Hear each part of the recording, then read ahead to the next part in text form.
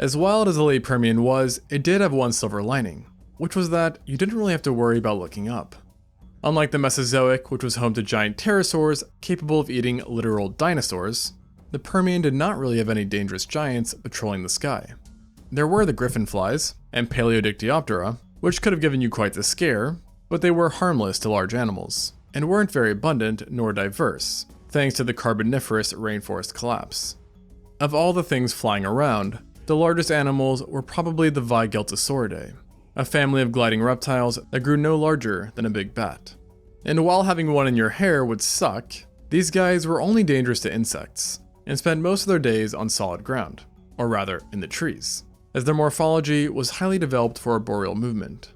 To make up, though, for the lackluster skies, the late Permian had one more trick up its sleeve, so to speak, and that was Mother Nature itself. If you've been following along, you may have noticed that life seemed to be mostly concentrated in a handful of places, mainly European Russia and Africa.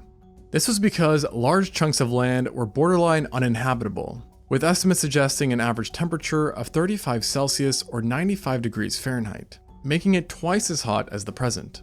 This oppressive heat contributed to severe aridity that plagued the supercontinent, and resulted in absolutely massive deserts near the equator where life was fairly devoid. To make matters worse, to the north you had the Central Pangaean Mountains, an extensive mountain range that spanned across the entire horizontal length of the continent, and creating areas that were prone to severe droughts.